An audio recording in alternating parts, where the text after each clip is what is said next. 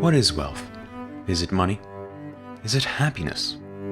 Is it the sole objective of our lives, or merely a means to a larger end? These are the questions we as humans face day to day. However, there is one man who has a mind where none of these questions ever occurred. The sole proprietor of this mind?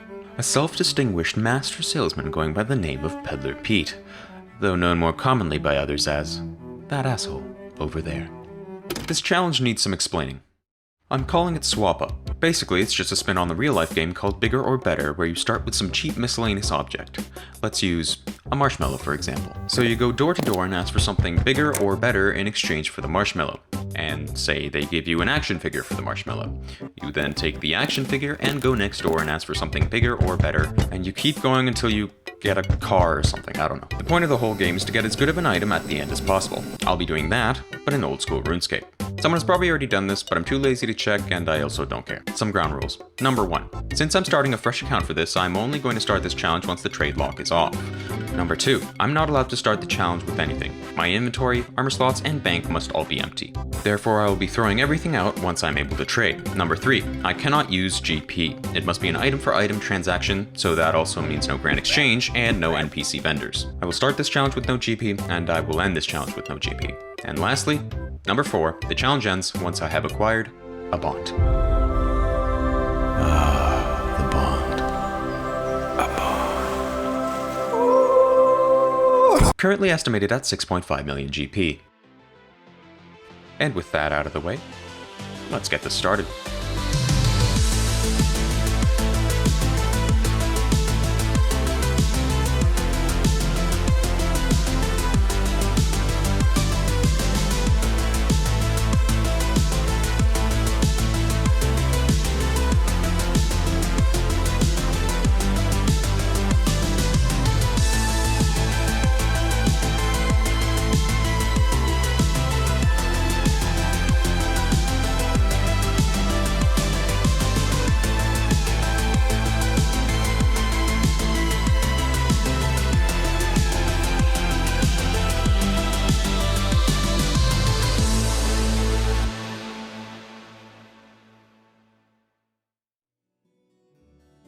We begin our journey, as all do, in Lumbridge, the birthplace of all stories with fruition. A cradle, if you will, a nursery filled with those of potential, protagonists of grand stories, and in the mix, our leading figure, Peddler Pete, ready for the challenge ahead. However, before he can begin, there are certain restrictions that have been placed upon him. The trade restriction. This restricts a player from selling a multitude of items on the Grand Exchange, but more importantly for us, also restricts player-to-player trade deals. It's placed on every new account until they have reached 10 quest points, 100 total skill level, and 20 hours in-game. Why? To prevent botting, but that's not important. What is getting it off of Peddler Pete. To get started, we're going to complete some quests to get to that 10 quest points. We're doing Imp Catcher, Romeo and Juliet, Dork's Quest, Cook's Assistant, X Marks the Spot, and Witch's Potion. First off, Imp Catcher. We begin by waiting inside of Lumbridge until a stranger shows up and wants to trade. We accept, and he by sheer coincidence gives us exactly what we need for the first 3 quests. He then promptly disappears. And then reappears because he had forgotten 1 ore. He then once again disappears. Now with an inventory seemingly full of random garbage, I run to the Wizard Tower west of Lumby. On the way there, getting attacked by some locals and a rabid sheep. Arriving, I speak to a rapidly aging man at the top of the tower. Asking him for a quest, he says Imp stole his beads. I tell him I have his beads, he goes ooga booga and gives me my quest point. That's 1. Romeo and Juliet. I then run all the way from the Wizard's Tower to Varric, on the way finding a new path I'd never known existed before. You learn something new every day. I then find Romeo wandering around the town square like the idiot he is. I talk to him, he wants to tell Juliet he loves her, so I go to Juliet, run through some fire, upstairs into her bedroom. She gives me a letter to give to him, I do. The letter says her father doesn't like Romeo and that...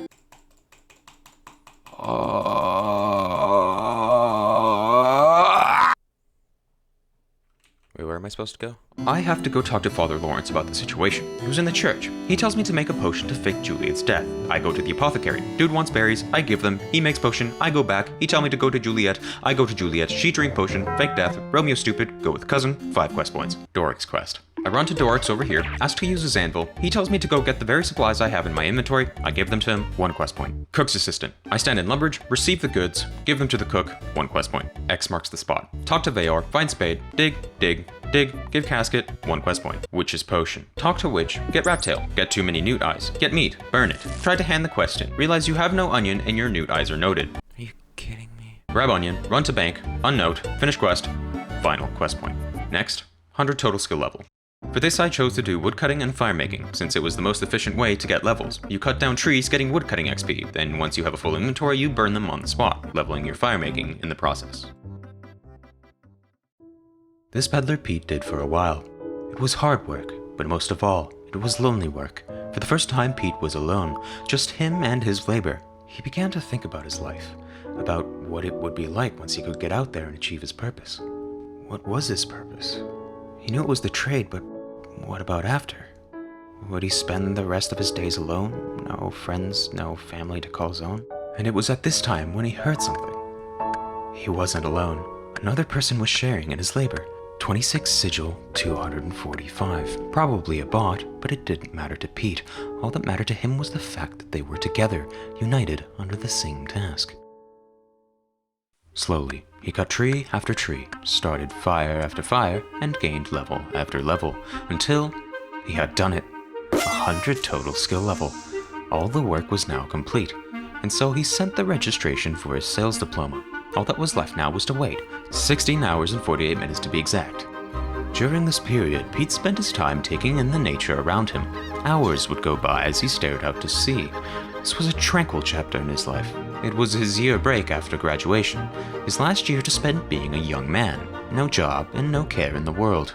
No doubt the time did pass. Slowly, yet inevitably, and soon enough the restriction lifted. Now, Pete had something to prove. He wanted to be regarded as the world's best salesman. At any cost. He was resourceful. When life spat in his face, Pete would use it to shine his head. When life gave him lemons, he'd have a field day. There was nothing that would stop him from reaching his goals. It was time.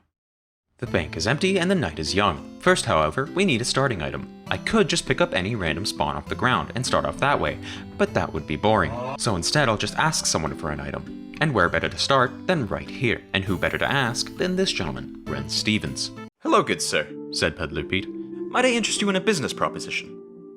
What? Replied Ren Stevens. I am a businessman who seeks to do business, declared Peddler Pete.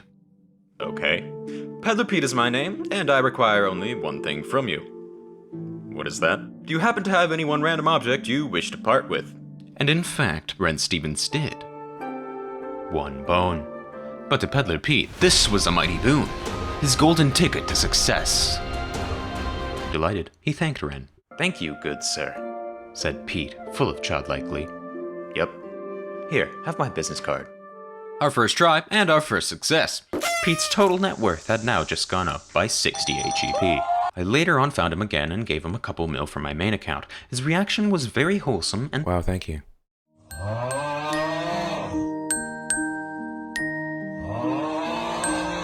Wow, thank you. Anyway, we now had our starting item. And it was almost time to trade. But where? Lumbridge? It's full of noobs who can't trade. No good. Draenor? Full of bots. Valador? Full of people too busy to talk to me.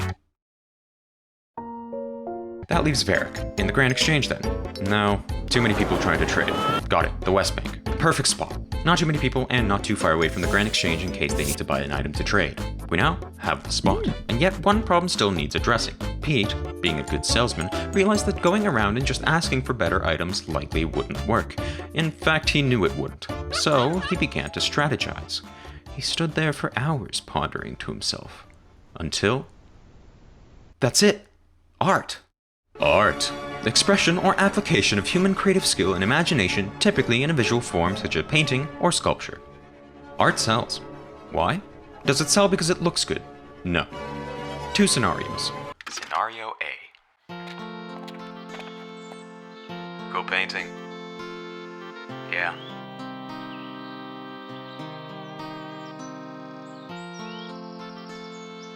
Scenario B. Go painting. Yeah, the artist painted it right before he beat his brother to death using a baguette, some fish, and a baseball bat. He mostly used the baseball bat. I'll take it. Art is more valuable when it's a conversation piece. Stories sell art.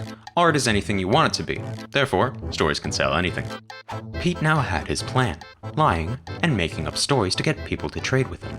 The lowest move you could make as a human, a true salesman. You make me proud. Now, to put it into action. Hello, good sir, said Pete.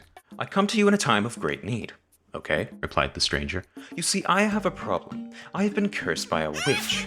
Tragic. And for the curse to be lifted, there's something I must do. I must trade my most loved possession for a black bead. You see, I am a poor man, but I did have a dog, but he passed away. And I keep his bones as a memory. What I need from you is a black bead, and the curse will be lifted. The stranger opened a trade with Pete, but offered not a bead, but gold. Must be the bead, said Pete. Don't have one. Unfortunate. Defeated, Pete sank back into the bank. Had he just failed his first trade? Was he even worthy of being called a salesman? Was he just a fake all along? But then, he felt a tap on his back. Follow me, said the stranger. Not asking questions, Pete immediately followed. His hopes began to rise as the stranger led him to the grand exchange. The stranger again opened a trade with Pete. And this time, the bead. Thank you. You're welcome. Smooth. Very smooth. The first trade was done, and Pete's value had skyrocketed. Pete had just scammed his first client, and he felt nothing. In fact, he was elated. This was going to be a breeze, or so he thought. What followed was not fun for anyone involved. Hello, madame. What's up? You see, I'm in love with a woman who I wish to propose to, but I cannot afford a diamond worthy of her love. I require an uncut diamond. I don't have, sorry. Hello, good sir. Would you help a poor man out? Hello? Are you there? No luck? Okay, maybe we'll try another world. Hello, madam? No. Hello, good sir. I just started yesterday. Hello, madam. Go to the Grand Exchange. Does anyone here have an uncut diamond? Please, I need this. Hello, good sir. Yo, yo. I'm in need of... Wait, you're an Iron Man. Again? And you're an Iron Man? Iron Man. Suck. I don't care. For those of you that don't know, Iron Men are players that can't trade. It's a challenge mode in this game. Problem? You can't tell who's an Iron Man and who isn't. The only way you can tell is once you see the little symbol beside their name in chat. But you can only see that if they say something. And by the time they say something, I've already wasted my time by talking to them. I've got better places to be than talking to people who can't trade. Eventually, Pete managed to get a closed deal. In doing so, his hubris grew. And from there, progress began to pick up again. For each new item he got, he'd create some elaborate story which would get people to help him out. My son is throwing an all-purple party. All I'm lacking is a purple party hat. Had a crazy party last night, and I accidentally smashed the neighbor's prize pumpkin. I need a replacement. Like a predator stalking its prey, Pete would observe potential clients. He learned to see the patterns of good deals, to differentiate potential customers from the rest. Pete began to categorize them. What were they doing? If they were just standing there, chances were they wouldn't talk to him. If they were grinding away, they probably wouldn't stop. They had to be active, but not too active. What level were they? They couldn't be too low, otherwise they would still have restrictions on their accounts. They couldn't be too high, otherwise they just wouldn't care. Pete had it down to a science. His salesman mustache grew larger, his greasy beard greasier. Also, some players have some of the weirdest reactions, like this guy. I need your help. With? You see, I used to be a farmer, but I decided it's not for me, so I decided to get into mining. I need you to buy me a rune pickaxe, and in exchange, I'll give you my prize pumpkin.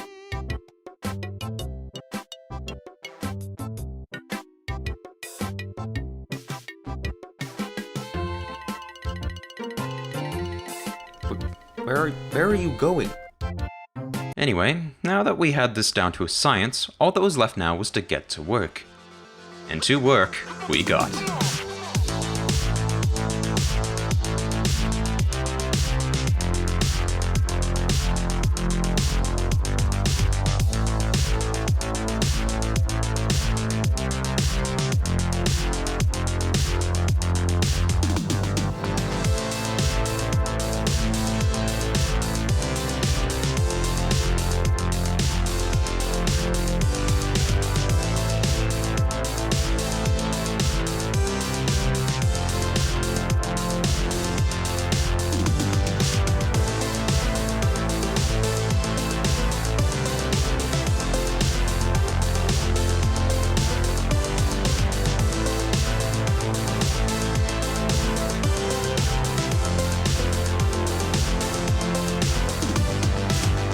When I first started, I laid out a list of free-to-play items in order of price to assist me in this challenge, just so I don't have to look up item prices on the fly. And something I noticed while making it is that there are huge price differences between higher value free-to-play items, which makes my life a lot more difficult because when there's a large price difference, people won't want to trade because it means they're losing more money between items. No.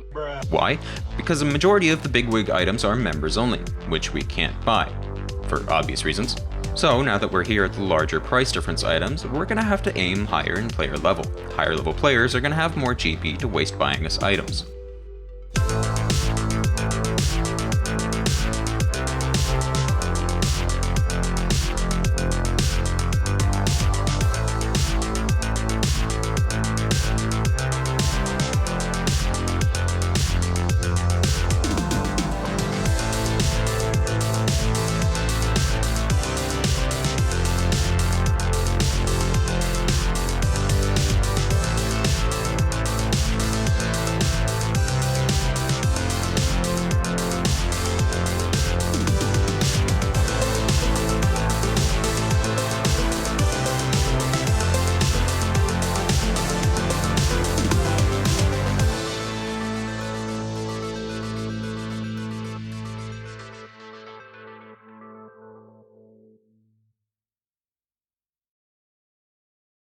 $4 million GP. We had traded up to a net worth of 4 mil, the item being a gilded plate body, the last item on the list before the bond. But there was a problem. A tradable bond is around 6.5 million GP, meaning for me to trade up to a bond, someone would be losing 2.5 mil. Not fantastic in terms of the odds of someone trading me, so we're shooting for the moon in terms of player levels. Meaning, I'm gonna have to do something I've been avoiding all this time. Switching to World 301. Anything but World 301. World 301, the free-to-play trade hub of OldSchool Runescape and the world with the largest free-to-play player base. Here, people go to the Grand Exchange to yell into the void, hoping to suckle the teat of a passing cash cow, and where rich people go to throw around terms like poor. You're broke. Sit down, poor fella. And noob. Hey noobs, Everyone here. Everyone here is a huge noob. At other rich people, purely because they have nothing else validating in their small lives. Will fit in perfectly. Here, Pete dropped his facade and went directly to begging. His desperation for success had meant that to others, he was no more than gutter trash, the worst of the worst. But it was here that he thrived. Amidst the crowds of the Grand Exchange, he would present his case. Trading gilded plate body for bond. Hours would pass, Trading gilded plate body for bond. but his voice was just one among many, muffled by the innumerous horde of others leading their busy lives. There were times when he came close. Fate seemed to flaunt what he so desperately wanted, but couldn't get. Often people would try and give him money for it. And sometimes people would ask why he was doing this, or even how he got a gilded plate body in the first place. Pete would tell them his journey, and they'd wish him good luck. But one conversation left Pete reflecting on whether he would be able to see this whole thing through. I've traded up to the gilded plate body from Bones. Yeah, it sucks because free-to-play items have huge price differences. So the gap between the plate body and the bond is 2.5 mil. It's too much. It's too much. It's too much. It's too much. It's too much. He was right. At this rate, Pete would be here forever.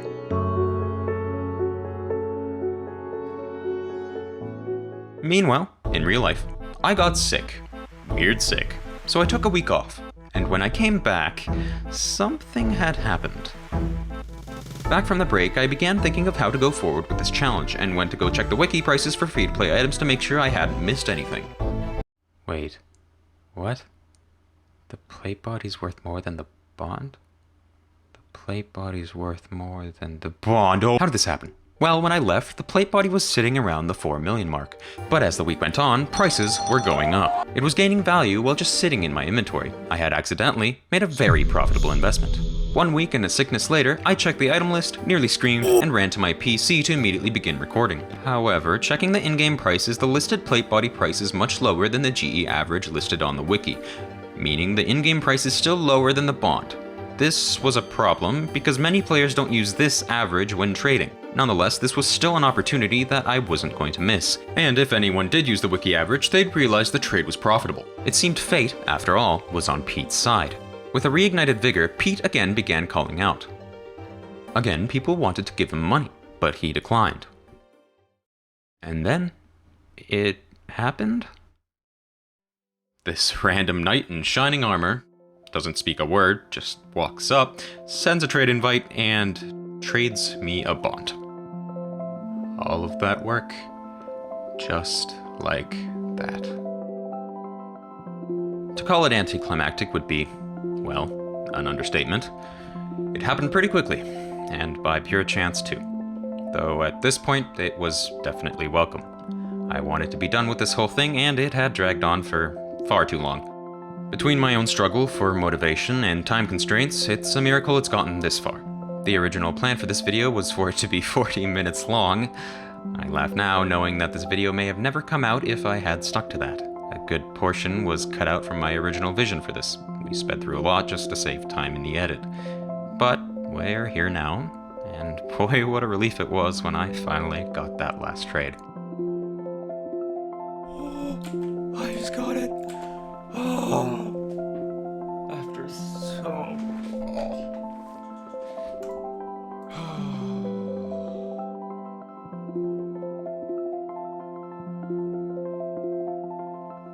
Pete couldn't believe it. Never in his life had he actually been successful. He had accomplished something. Yet, try as he might, he couldn't feel satisfied. It just didn't sit right. He may have just proven to be the best salesman in the world, but who's gonna know? He's got no one, and he didn't exactly make friends on the way. So what the hell was the point? He was alone.